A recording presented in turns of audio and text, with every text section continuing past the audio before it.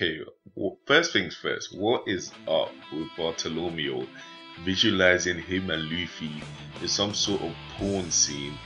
These times, Luffy has already gone past him. It's like he's already forgot his mission as soon as he gets in front of Luffy or for any members of the Straw Hat, but especially Luffy, he seems to lose ultimate composure, get some raging boner. He just basically he wants to go deep inside Luffy. He wants them rubber cheeks around his barrier dick. That's all you need to know. Speaking of which, if he has the barrier fruit, he doesn't really need a condom. He could just like, you know, fuck it, getting too far off topic. Anyway, this episode, I liked it. It was good shit. I don't know about all of you because we're getting into some deep shit because this episode, like, two major things was revealed, or two major characters was revealed.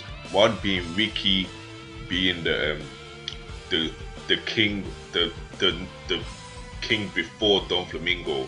Obviously, he was the first king, well, of the Riku family. He was the king of Dressrosa, which everybody seems to hate. And despite the fact of this tragedy that happened all those years ago, it still seems like Miku still has loyal servants, as you can see from where they are in the scrapyard. Even the toys that were like people already threw them out the picture, that they're dead, they're gone, even they started to get up at the sight of Riku and bow down before him. So he still has some loyal servants. Obviously, people like Sai was like chatting his shit, like, oh, whoever cries, obviously someone else has to laugh. All the weapons that you give out, all of this shit that went on after, like, before, like everything that happened prior to him being taken out of the rain before Don Flamingo came through is all his fault and all of that shit. But obviously one of the servants, I think Captain Hank or some shit like that, he was telling him, you don't really know what happened all those years ago, and obviously Rico stopped him. So obviously things are not as they seem, because everybody seems to think that Riku caused this havoc, this fire, all of this shit, burnt down the palace. But obviously, as you can tell from the way the captain was speaking, like things didn't go to plan. Obviously, if Don Flamingo is part of the situation, you obviously know something is fishy about the story, especially if it doesn't involve him being the bad guy. You already know that Don Flamingo is crooked as fuck, and he does anything he wants to get his own way. So you obviously know. Riku, looking at him, he doesn't seem like a bad guy. He just seems to be like a typical old man, just happy-go-lucky and all of that shit. Obviously, he's Rebecca's grandfather, so that's a major thing. On top of that, we get to see that the toy soldier is Rebecca's actual father. So we got the grandfather and the father in one place, and I'm just like, yo. So two major characters like revealed this episode.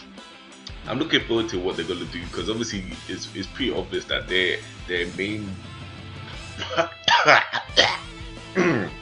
so I got my thought there. Obviously it's pretty obvious that their main characters in this arc, like their main people, they're gonna be involved in this arc a lot. So obviously I'm looking forward to what's going on there. On top of which, it was good seeing the bit in the scrapyard, like all the top, well, the losers, but they're still top contenders, just talking it out. Obviously Isabello, and yeah, obviously Isabello has past relations with King Riku, because Riku used to help them out back in the day when they was in trouble, all of that. Obviously when Sal was talking his shit, Chinja revealed that, well, the real guy, the real bad guy here is really Don Flamingo, using his Joker alias name. So his underground name being Joker. He's the one really doing all the shit that's fucking up all the neighboring countries. It has nothing to do with Riku. And then obviously something sticky came down, took Sai up here. And the funny thing about this here is we all know how Don Chinjao's rage can continue on even 40 years after he holds a grudge. He don't give a shit. So when he says if something bad happens to Sai, I will take out the anger even to your grandchildren. You know he will take it out on your grandchildren. As soon as that bitch is born, your bitch child is born, he's just gonna come, just point that cone head and shank him. It's not really. Chinja doesn't send threats that he doesn't back, fam. He will back.